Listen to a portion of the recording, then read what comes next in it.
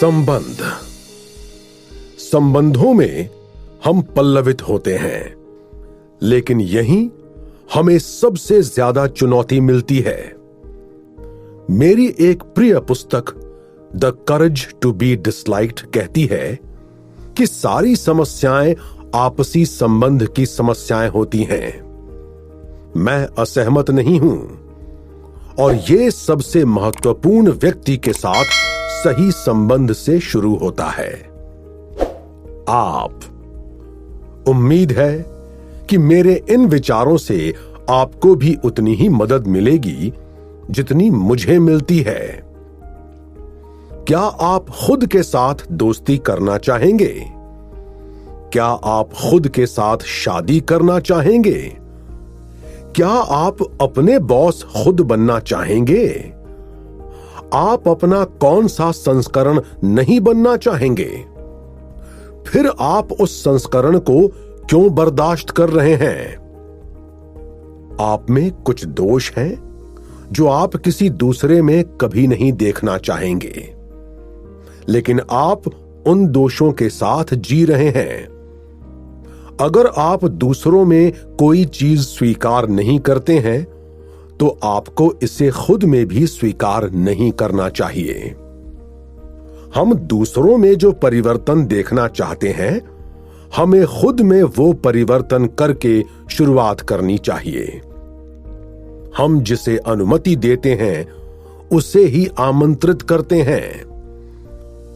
आप ना तो अपने माता पिता को चुन सकते हैं, ना ही उस मनोवैज्ञानिक प्रभाव को चुन सकते हैं जो वे अंततः आप पर डालते हैं। अगर जरूरत पड़े तो खुद का उपचार करने के लिए तैयार रहें।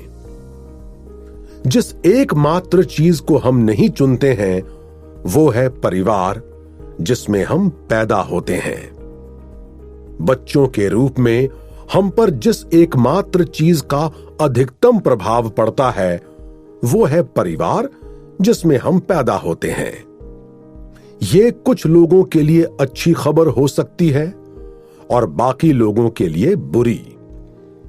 ज्यादातर लोग इस बुरी खबर के साथ जीने का चुनाव करते हैं और इसे किस्मत कहते हैं। बहादुर लोग सक्रियता से खुद का उपचार करके उसे बदलने का विकल्प चुनते हैं जो उनके साथ हुआ था।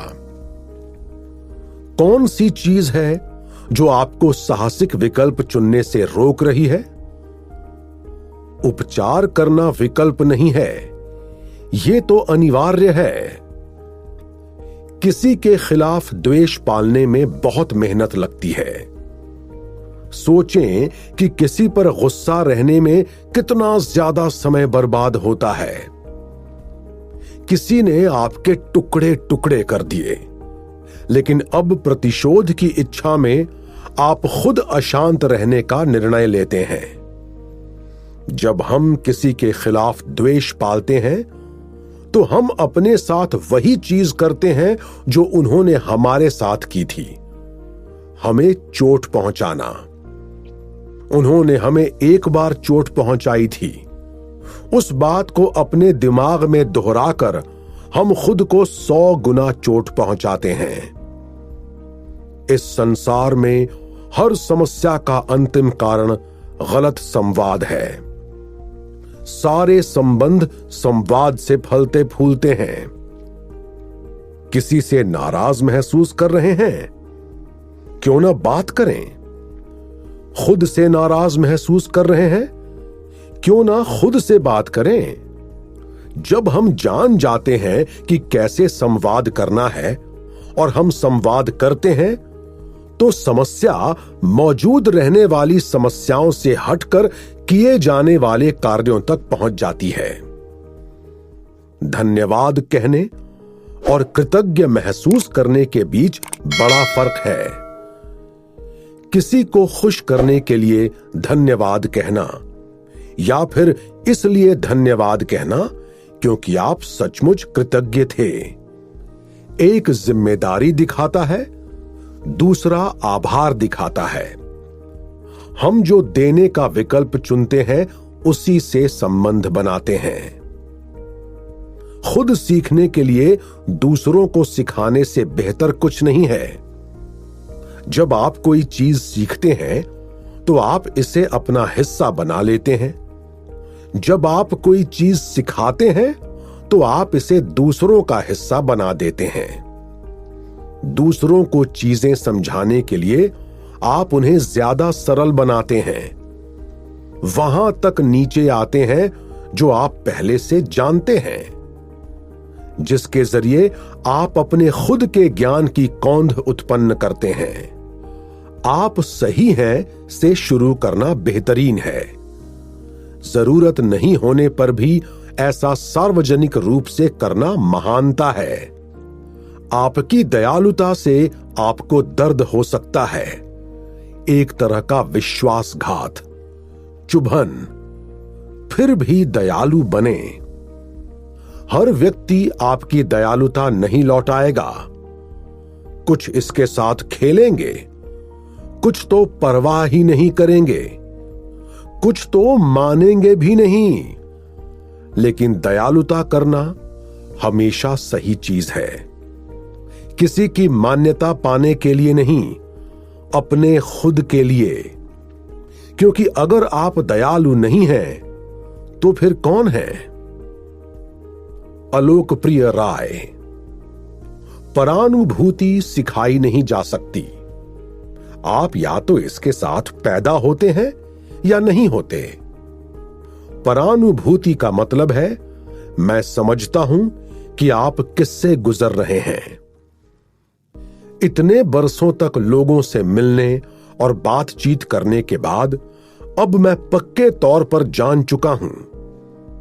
परानुभूति या तो आपका आंतरिक गुण होता है या फिर नहीं होता। कोई भी आपको यह नहीं सिखा सकता कि दूसरों को कैसे समझना है। कोई भी आपको यह नहीं सिखा सकता कि दूसरों की जगह पर खुद को कैसे रखें। यह या तो आप में होता है या फिर नहीं होता। कोई कार्य प्रगति पर जैसी चीज नहीं होती। इस कथन की सच्चाई जानने के बाद आप ये निर्णय लेते हैं कि कौन इस लायक है जिस पर अपना समय खर्च किया जाए, कौन आपके जैसा है और किसे इंकार करना है। सहानुभूति। मैं आपके लिए अफसोस महसूस करता हूं। परानुभूति। आप जिन परिस्थितियों से गुजर रहे हैं मैं समझ सकता हूं। सम्मान। आप जिस तरह इसे संभाल रहे हैं उसकी मैं प्रशंसा करता हूं। सम्मान, परानुभूति, सहानुभूति। सहानुभूति करुणा का रूप है। परानुभूति इससे ऊपर उठना है और मुसीबत झेल रहे व्यक्ति के रूप में सोचना है। वो जिस दौर से गुजर रहा है उससे ऊपर उठना और उन्हें यह बताना सम्मान है कि वे सुंदर काम कर रहे हैं। कोई व्यक्ति बेकार नहीं होता। हर व्यक्ति कोई ना कोई ऐसी चीज जानता है जो आप नहीं जानते। जब लोगों के प्रति हमारा यह दृष्टिकोण होता है कि वे कुछ नहीं जानते, तो हम कोई नई चीज सीखने के सारे द्वार बंद कर लेते हैं। जब हम अपने अहम का द्वार बंद कर लेते हैं और कोई नई चीज सीखने की इच्छा रखते हैं, सिर्फ तभी हमें इस बात का एहसास होता है कि हम कितना कुछ नहीं जानते हैं। हर व्यक्ति के पास कहानियां होती हैं, ऐसी कहानियां जो उनके फिल्टर बनाती हैं, ऐसे फिल्टर जो धब्बे बनाते हैं या साफ करते हैं। और लगभग हर कहानी से ज्ञान मिलता है जो आपके पास नहीं है। यह हैरान करने वाला नहीं बल्कि राहत देने वाला है। आप ज्यादा नहीं जानते, यह जानना सर्वश्रेष्ठ ज्ञान है। कोई जब सच बोलने का जोखिम लेता है और हम उसकी प्रशंसा नहीं करते हैं तो हम उसे झूठ बोलने के लिए प्रोत्साहित करते हैं। वो समय याद है जब आपने बचपन में कोई गलत चीज कर दी थी, लेकिन झूठ बोलने के बजाय आपने जिम्मेदारी लेने और अपने माता पिता के सामने इसे स्वीकार करने का निर्णय लिया था। लेकिन सच बोलने के लिए आपकी प्रशंसा करने के बजाय आपको डांटा गया था। ये आपका विश्व दृष्टिकोण बन जाता है। आप सोचते हैं कि संसार इसी तरह काम करता है। क्या हम अपने आसपास के लोगों के साथ यही चीज कर रहे हैं और अवचेतन रूप से उन्हें बता रहे हैं कि सच बोलना साहस का काम नहीं है? सच डरावना और दागनुमा होता है, लेकिन इसे बोलने के लिए साहस की जरूरत होती है और इस पर अडिग रहने की भी।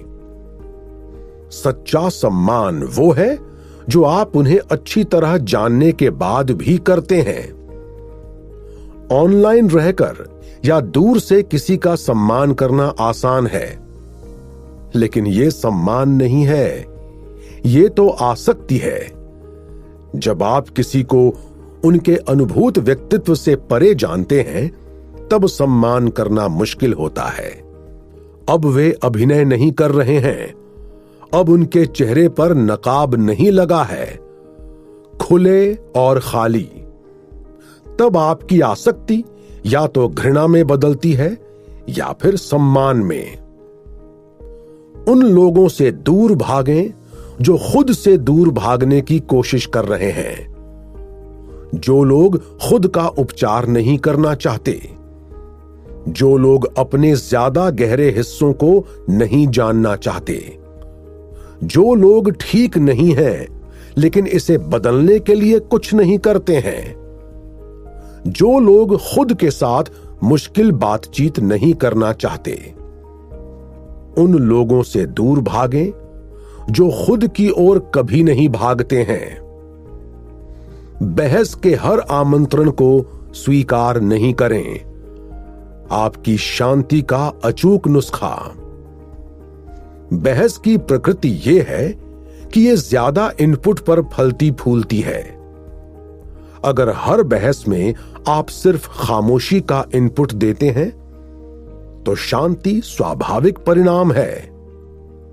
सम्मान पद नाम से नहीं मिलता है, यह तो व्यवहार से मिलता है। सम्मान इससे नहीं मिलता है कि आप सीईओ, संस्थापक, लीडर, मैनेजर या वरिष्ठ हैं। सम्मान तो उससे मिलता है जो आप करते हैं और जो आप हैं, और आपको वहां पहुंचने के लिए किसी पद नाम की जरूरत नहीं है। आप जो करते हैं वही आपका पदनाम बन जाता है।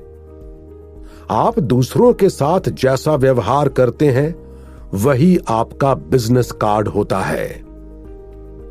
ऐसे लोग हैं जो आपको बता देते हैं कि आप गलत हैं।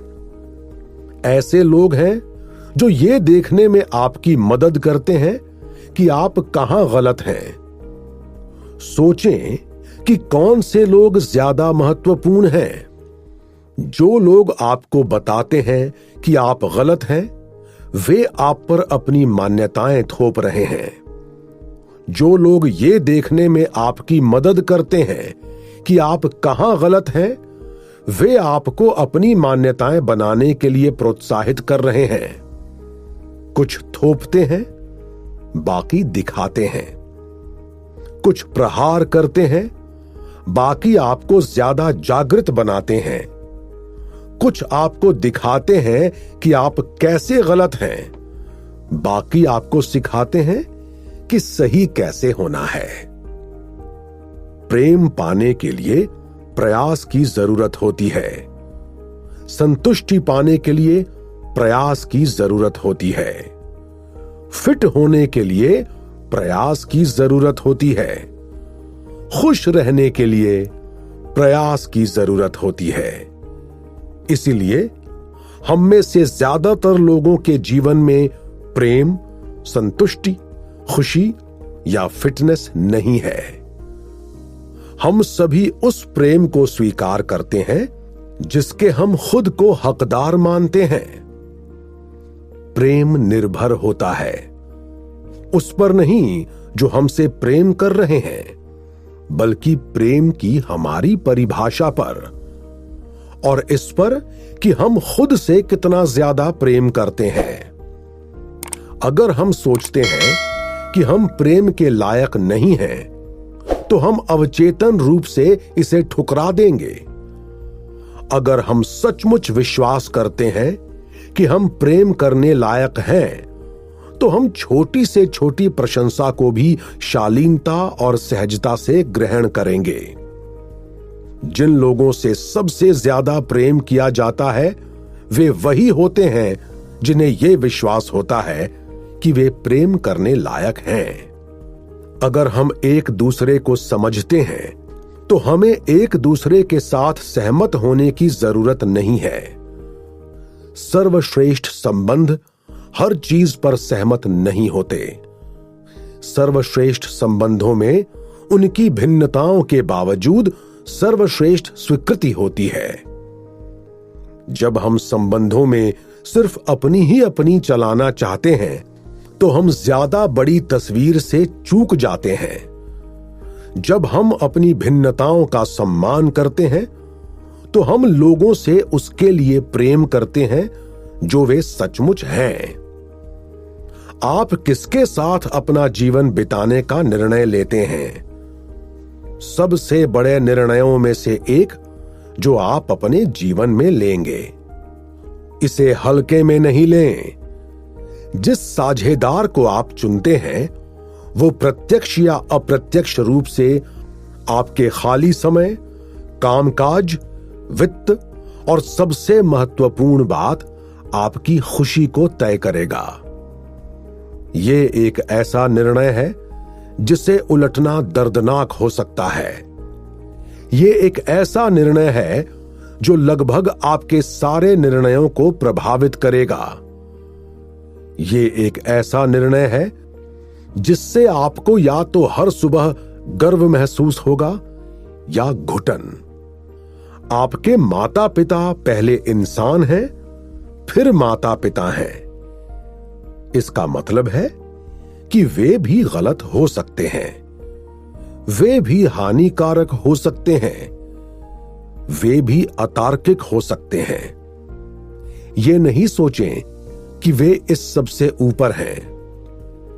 जब तक आप वित्तीय दृष्टि से अपने माता पिता पर निर्भर हैं, तब तक आप उनके प्रति जवाबदेह हैं। माता पिता के रूप में उनका सम्मान करने के बावजूद अगर आप उनसे स्वतंत्र होना चाहते हैं, तो अपने लिए वित्तीय स्वतंत्रता खरीदें। जब भी कोई कहता है, आप कभी नहीं जान पाओगे कि मैं कैसा महसूस कर रहा हूं, तो खुद को याद दिलाएं कि वे आपको जीवन की सबसे बुनियादी सच्चाई बता रहे हैं। हम कभी नहीं जान सकते, हम सचमुच कभी नहीं समझ सकते कि सामने वाला किससे गुजर रहा है। इससे चोट पहुंच सकती है, खास तौर पर अगर आप उनसे प्रेम करते हैं। लेकिन सच्चे प्रेम का मतलब कई बार यह समझना होता है कि आप उनकी स्थिति नहीं समझते हैं। आपके सच्चे मित्र वे हैं जो आपके सफल होने पर आपके लिए सचमुच खुश होते हैं। दूसरों के लिए वो सच्चे मित्र बने। ज्यादातर लोग कहते हैं कि सच्चे मित्र वे होते हैं जो हमारे मुश्किल समय में साथ रहते हैं। मेरे हिसाब से यह गलत है। कोई भी हमारे मुश्किल समय में हमारी मदद कर सकता है। हमारे पास तो दरअसल ऐसे मित्र होने चाहिए जो हमारी उपलब्धियों पर कभी ईर्ष्या नहीं करें, बल्कि उनके लिए जश्न मनाएं। लेकिन ऐसे मित्र खोजना दुर्लभ है। ज्यादातर या तो प्राइवेट ग्रुप्स में आलोचना करते हैं या कभी सचमुच खुश नहीं होते। लेकिन हम सभी अपने जीवन में ऐसा मित्र चाहते हैं। क्यों ना हम खुद ऐसे मित्र बन जाएं? आपको जिस चीज की सबसे ज्यादा इच्छा है, जब आप वो देते हैं तो आपकी इच्छा भी पूरी हो जाती है। अगर आप इसलिए देते हैं क्योंकि आप बदले में कुछ चाहते हैं, तो ये दान नहीं है, ये तो आदान प्रदान है। अगर आप किसी ऐसे व्यक्ति से दूरी बनाना चाहते हैं जिससे अब आपका तालमेल नहीं बैठता, तो इसका यह मतलब नहीं है कि आपको उनकी परवाह नहीं है। इसका तो बस ये मतलब है कि आपका उनके साथ जो रिश्ता है, उससे ज्यादा परवाह आप खुद के साथ अपने रिश्ते की करते हैं। हम दिशा बदलते हैं, कुछ लोग नहीं बदलते। हम छोड़ना सीख लेते हैं, कुछ लोग नहीं सीखते। हम ज्यादा सकारात्मक बनते हैं, कुछ लोग नहीं बनते। अब उनसे ताल्लुक नहीं बढ़ाना ठीक है, भावनात्मक रूप से दूर रहना ठीक है। अपने विकास का सम्मान करना ठीक है जब वे उनके विकास का सम्मान नहीं करते हैं। इसका यह मतलब नहीं है कि आपको परवाह नहीं है। इसका यह मतलब है कि आप किसी के बारे में तब तक परवाह नहीं कर सकते जब तक कि आप अपने बारे में परवाह नहीं कर लें। ऐसे संबंधों से दूर रहें जो आपके अंदर की ऊर्जा को चूसते हों। इन संबंधों में लेन देन नहीं होता है, वे सिर्फ लेते ही लेते रहते हैं और आपके देने की सीमा होती है। हम दूसरों के साथ कैसा व्यवहार करते हैं वो आईने की तरह दिखाता है कि हम अपने साथ कैसा बर्ताव करते हैं। ये दुर्लभ, लगभग असंभव है कि कोई ओछा, चालाक, आहत करने वाला, जातिवादी, कट्टर व्यक्ति सचमुच खुद से प्रेम करता हो। हम लोगों को इसलिए नीचे गिराते हैं क्योंकि हम कमतर महसूस कर रहे हैं। हम उनका मजाक इसलिए उड़ाते हैं क्योंकि हम खुद का भी सम्मान नहीं करते हैं। हम दूसरों को चोट पहुंचाने से पहले कुछ नहीं सोचते हैं क्योंकि हम गहराई से आहत होते हैं। हो सकता है कि हम इसे स्वीकार नहीं करना चाहें। जो लोग अंदर से सचमुच छलनी होते हैं, उनमें आंतरिक शांति का अभाव होता है। लेकिन सचमुच खुश, संतुष्ट और प्रगतिशील लोग कभी दूसरों को उनके बारे में बुरा महसूस नहीं कराते हैं। आंतरिक संसार बाहरी संसार को चलाता है। बात खत्म। हम उन 5 लोगों का औसत नहीं होते जिनके साथ हम सबसे ज्यादा समय बिताते हैं। हम तो उन 5 विचारों का औसत होते हैं जिनके साथ हम सबसे ज्यादा समय बिताते हैं। और ये जरूरी नहीं है कि ये विचार हमारे जीवन में लोगों के कारण आएं। हमारे विचार उन लोगों से आते हैं जिन्हें हम सोशल मीडिया, पुस्तकों, पॉडकास्ट्स, किसी दूसरी जगह पर फॉलो करते हैं। हम अब उन लोगों के साथ नहीं हैं। हम तो विचारों और पहचानों के साथ हैं। समझदारी से चुनें। अपने माता पिता से सीखे सबक। पापा सेल्स रिप्रेजेंटेटिव के रूप में एक नई कंपनी में शामिल हुए। 1 साल के भीतर उन्हें दूसरी कंपनी ने बुलाया। 2 गुना वेतन और कार। यह 1985 की बात थी। बड़ी बात। उन्होंने यह पेशकश स्वीकार कर ली। 2 साल बाद कंपनी बंद हो गई। जिस कंपनी को उन्होंने छोड़ा था, रैनबैक्सी, वो दिग्गज कंपनी बन गई। पापा 1 साल तक बेरोजगार रहे। मुझे याद है कि हम परिवार के रूप में बैठकर बॉल पेन की रिफिल भरते थे, क्योंकि हर 100 पेन भरने पर उन्हें पैसे मिलते थे।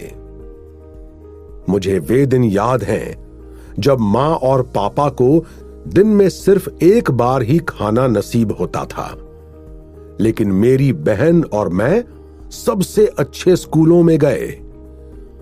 हम जानते थे कि हमारे पास पैसे नहीं हैं, लेकिन हमें यह बात कभी महसूस नहीं कराई गई।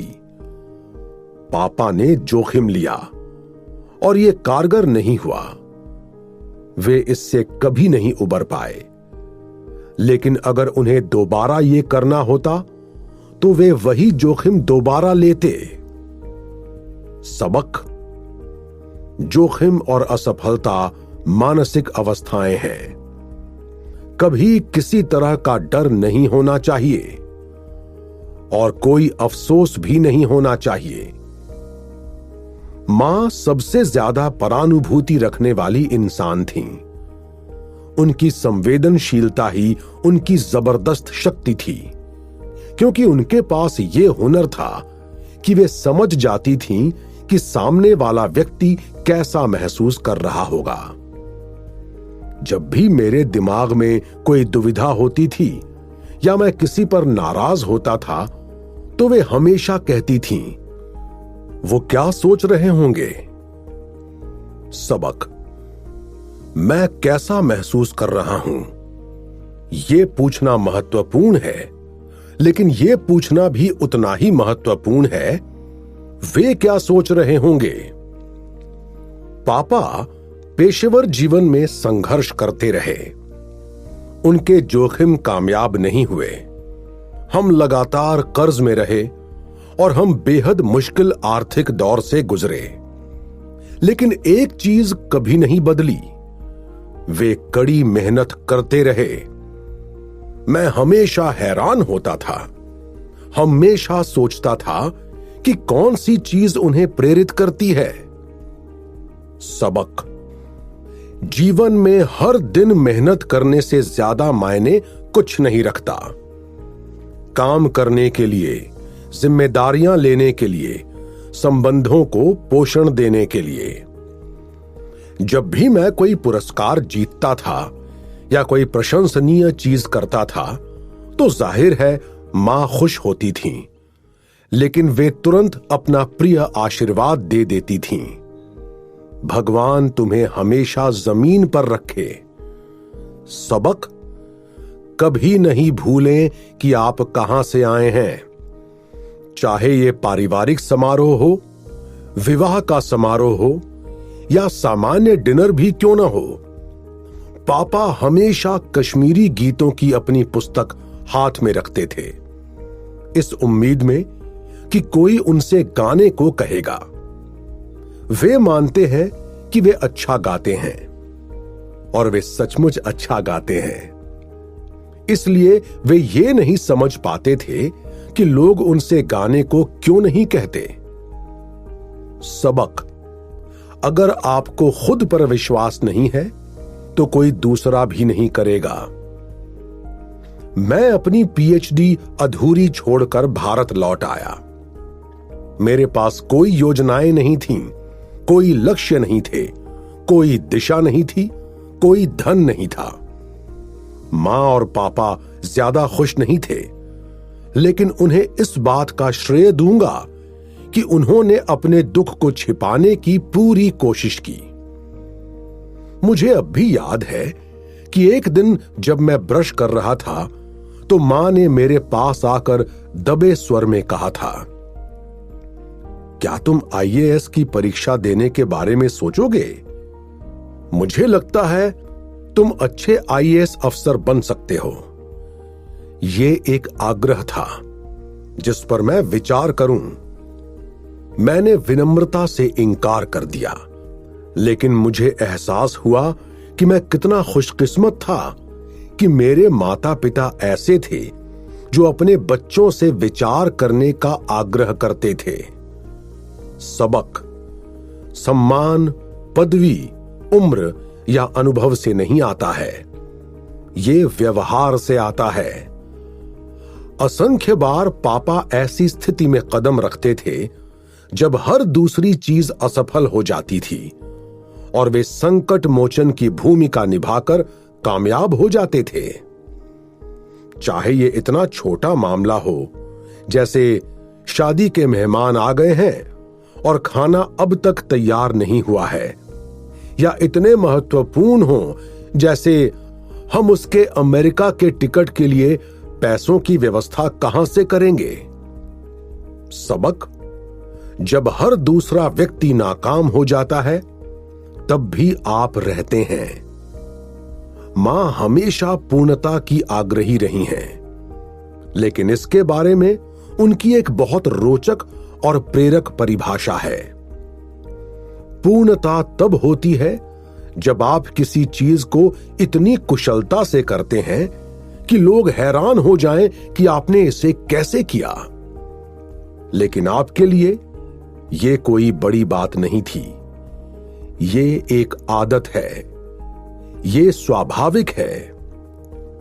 सबक, पूर्णता व्यक्तिगत होती है, इससे दूसरे हैरान रह जाते हैं, लेकिन आपके लिए तो ये वो एकमात्र तरीका है जिसे आप जानते हैं। मां और पापा दोनों श्रीनगर से आए थे, जहां वे कम सुख सुविधाओं में बड़े हुए थे। वे शीर्षस्थ स्कूल में नहीं पढ़े थे। उनके पास कोई ऐसी चीज नहीं थी जो उनके जीवन की दिशा को निश्चित कर दे। उन्होंने बस मेहनत करके अपना रास्ता बनाया, उनकी पीढ़ी के ज्यादातर लोगों की तरह। और मैं अक्सर ये एहसास करके रोने लगता हूं कि उन्होंने ये सुनिश्चित करने के लिए कितने कष्ट झेले होंगे कि मेरी बहन और मुझे वो सर्वश्रेष्ठ मिल जाए जो हमें मिल सकता था। हम अच्छे स्कूलों में गए, हमें अपना जीवन अपने हिसाब से जीने की स्वतंत्रता दी गई, हमसे हमेशा प्रेम किया गया और हमेशा हमारी परवाह की गई। और मुझे विश्वास है कि हम आज जो हैं उसमें से ज्यादातर का श्रेय उनकी परवरिश को जाता है। हम पैसों के बिना रहे, अक्सर बहुत मुश्किल परिस्थितियों में, लेकिन हमने हमेशा सुनिश्चित किया कि हमारा समय अच्छी तरह गुजरे। हम चारों अपने बजाज स्कूटर पर बैठकर इंडिया गेट जाते थे। बैग में मटर पुलाव से भरा प्रेशर कुकर रखा होता था, दरी, प्लेटें और परोसने के बर्तन भी। और शाम को अंत में क्वालिटी की 5 रुपए की आइसक्रीम। मुझे लगता है कि यहीं से मेरे अंदर खुशी का पीछा करने का साहस आया।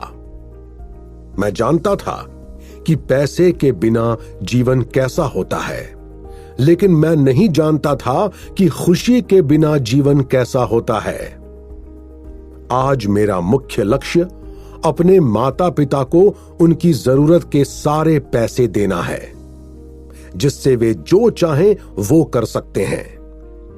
वे पहले से जानते हैं कि खुश रहना कैसा होता है। हमारी संतानों को पत्र जो मैंने कभी नहीं लिखे, लेकिन मुझे लिखने चाहिए थे। प्रिय विदुर, जब तुम कार्टून देखते समय किसी अन्यायपूर्ण चीज पर रोते हो, तो मैं आशा और प्रार्थना करता हूं कि तुम इस एहसास को कभी नहीं भूलो। मुझे उम्मीद है कि अन्यायपूर्ण चीज की तुम्हारी परिभाषा इतनी ही साफ बनी रहेगी। प्रेम। प्रिय उज़्मा, मैं नहीं सोचता था कि हमें तुम्हारी जरूरत है। मैं चिंतित था कि कहीं तुम लड़का नहीं हो। 2 लड़के। ओह नहीं, मैं चिंतित था कि मेरे पास तुम्हारे लिए समय नहीं रहेगा। लेकिन मुझे बहुत खुशी है कि तुम हमारे संसार में आईं। तुमने मुझे परिपूर्ण कर दिया। प्यार। प्रिय विदुर, याद है जब तुम 5 साल के थे तो तुम कितनी शिद्दत से साइकिल चलाते थे और हम इसका खर्च नहीं उठा सकते थे। हमने किसी तरह व्यवस्था कर दी। जब तुमने इसे देखा तो तुम रो पड़े थे। इसलिए जब हमने तुमसे पूछा वो सबसे अच्छा उपहार क्या है जो हमने तुम्हें दिया, तो हमें उम्मीद थी कि तुम उसी साइकिल का जिक्र करोगे। लेकिन तुमने कहा, उज़्मा, तुम बहुत मूल्यवान हो। प्यार।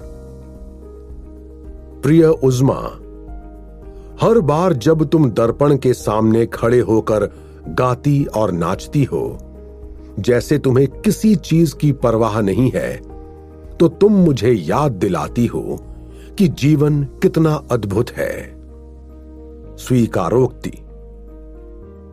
अब मैं भी आईने के सामने खड़े होकर यही करता हूं। प्यार। प्रिय विदुर, हम तुम्हें सोने के लिए मजबूर कर रहे थे, जबकि तुम खिड़की के सामने खड़े होकर बारिश की बूंदों को खुद पर गिरते महसूस करना चाहते थे। इसलिए तुमने सोने जाने का नाटक किया, और हमारे जाने के बाद तुम खिड़की तक गए और बारिश की बूंदें खुद पर गिरते हुए महसूस कीं। तुमने सही चीज की। प्यार। प्रिय उज़्मा, तुम्हारे नाम का उर्दू में मतलब है सबसे महान। कोई दबाव नहीं। प्यार। प्रिय विदुर, हिंदी में तुम्हारे नाम का मतलब है बुद्धिमान व्यक्ति। कोई दबाव नहीं। प्यार। प्रिय उज़्मा, तुम्हारे लिए दिन का एक बड़ा काम उन कपड़ों को चुनना है जो तुम पहनने वाली हो। तुम इसमें पूरा दिल, दिमाग और आत्मा लगा देती हो, जैसे तुम्हारा जीवन इस पर निर्भर हो। और एक बार जब यह हो जाता है, तो तुम हमेशा गर्व महसूस करती हो कि तुमने ये काम कर दिया। इसी तरह जियो, हमेशा। प्यार। प्रिय विदुर, मुझे बहुत अच्छा लगता है कि जब अमेज़न के पैकेज आते हैं तो तुम कितने रोमांचित हो जाते हो। ये तुम्हारे खेलने के लिए एक और कार्डबोर्ड बॉक्स है। Robot, kitchen sets, gaming arcades. तुम चीजों को देखते हो, और मुझे आशा है तथा मैं प्रार्थना करता हूं कि तुम हमेशा ऐसा ही करते रहो। प्यार। प्रिय उज़्मा, दिन का सबसे अच्छा हिस्सा वो है जब हम तुम्हारे खिलौनों को समेटते हैं। तुम इसकी प्रतीक्षा करती हो। कचरे को साफ करना, अराजकता को सही करना, चीजों को वापस रखना, अपना नाइट सूट पहनने से पहले। इसी तरह हमेशा करो। ये तुम्हारा फैलाया कचरा है, इसे तुम ही सही करो, और ऐसा करते समय खुश महसूस करो। प्यार। प्रिय विदुर, तुम्हें उज़्मा को चिढ़ाना बहुत पसंद है। तुम उसे डराते हो, चिल्लाते हो, डांटते हो, यहां तक कि कई दफा मारते भी हो। लेकिन फिर तुम सॉरी बोल देते हो। अगर वो रो देती है तो तुम भी रोने लगते हो। तुम सांत्वना देने के लिए उसे पुस्तकें पढ़कर सुनाते हो। तुम में ये देखने की प्रतिभा है कि कब लोग तुम्हारे किए काम को पसंद करते हैं और कब नहीं करते। इसे मत बदलना। प्यार। प्रिय उज़्मा, तुम वयस्कों की तरह बोलती हो। तुम क्या पसंद करती हो, तुम क्या पसंद नहीं करती, तुम क्या चाहती हो और क्या नहीं चाहती, किस चीज से तुम्हें खुशी मिलती है और किससे नहीं मिलती। तुम खुद को बहुत अच्छी तरह जानती हो। ये एक प्रतिभा है। हमेशा इस पर काम करो। प्यार। प्रिय विदुर, संसार सफलता और असफलता की अपनी परिभाषा तुम पर थोपता रहेगा। हम भी इसके दोषी हैं। आगे बढ़कर सफलता और असफलता की परिभाषा को उसी तरह तय करो जैसा तुम चाहो। अपना खुद का जीवन जियो, किसी दूसरे का नहीं। बड़ा सोचें, बड़ा करें। प्यार। प्रिय उज़्मा, संसार सफलता और असफलता की अपनी परिभाषा तुम पर थोपता रहेगा। हम भी इसके दोषी हैं। आगे बढ़कर सफलता और असफलता की परिभाषा को उसी तरह तय करो जैसा तुम चाहो। अपना खुद का जीवन जियो, किसी दूसरे का नहीं। प्यार। प्रिय विदुर, हर बार जब तुम मुझसे कहते हो कि हम सड़क के बच्चों को बिस्किट, आइसक्रीम, पैसे दें क्योंकि उनके पास हमारे जितने साधन नहीं हैं, तो तुम मुझे याद दिलाते हो कि हम जो हैं वो बनने से पहले हम सब कैसे थे। कृपया वो मत बनना जो हम हैं। प्यार। प्रिय उज़्मा, तुम पढ़ नहीं सकती हो, लेकिन जब तुम खुद को पुस्तकें पढ़कर सुनाती हो तो तुम्हें उतना ही आनंद आता है जितना तुम्हें तब आता अगर हम इसे पढ़कर सुनाते। कई बार तो उससे भी ज्यादा। तुम्हारे दिमाग के अंदर की कहानी सबसे महत्वपूर्ण कहानी है। ये बात हमेशा याद रखना। प्यार। प्रिय विदुर, तुम पहले सैनिक बनना चाहते थे, फिर चौकीदार, फिर रोबोट, फिर चित्रकार। तुम जानते हो, मैं सचमुच चाहता हूं कि तुम ये सब बन जाओ और इससे भी ज्यादा। हम अपने जीवन में सिर्फ एक ही चीज क्यों बने? हमारे पास एक ही जीवन है। प्यार। प्रिय उज़्मा, तुम विदुर को दादा कहती हो। इसका मतलब बांग्ला में भाई और हिंदी में दादाजी होता है, लेकिन तुम्हें यह अब तक नहीं पता। जब तुम्हें पता लगे तो भी इसे मत बदलना, क्योंकि यह सही नहीं लगता। इसे बनाए रखना, क्योंकि तुम यहीं से आई हो। कभी मत भूलना कि तुम कहां से आई हो। प्यार। प्रिय विदुर, तुम्हारी मां और मैं पैसों के बिना बड़े हुए थे, लेकिन तुम एयर कंडीशन्ड स्कूल में जाते हो। हमारा काम तुम्हें लगातार इस सौभाग्य की याद दिलाना है। तुमने इसे अर्जित नहीं किया है, तुम्हें इसका उपहार मिला है। इस पर कभी गर्व मत करना, इसके लिए कृतज्ञ होना। प्यार। प्रिय उज़्मा, इस बारे में कोई खास चीज है कि जब भी दादा तुम्हारा प्रिय गीत लगाता है तो तुम एलेक्सा के साथ गाने लगती हो। तुम नाटक करती हो कि तुम रॉकस्टार हो। तुम्हें बताऊं, तुम हो। तुम वही हो जो तुम सोचती हो कि तुम हो। प्यार। प्रिय विदुर, तुम्हारी दयालुता, तुम्हारा सम्मानजनक स्वभाव, तुम्हारा खुशनुमा मिजाज और किसी चीज में खुद को डुबा देने की तुम्हारी योग्यता मूल्यवान है। हमें तुम पर बहुत गर्व है मेरी जान, इसे मत बदलना। प्यार। प्रिय उज़्मा, तुम्हारी ऊर्जा, नखरे, तुम्हारा खुशनुमा स्वभाव हमारे जीवन में ढेर सारी खुशी लाता है। मैं नहीं सोचता कि हम किसी बच्चे से इतने प्रेम का अनुभव कर सकते हैं जितना तुमने हमें महसूस कराया है। तुम हमें ढेर सारी खुशी देती हो मेरी जान। हमेशा खुश रहना।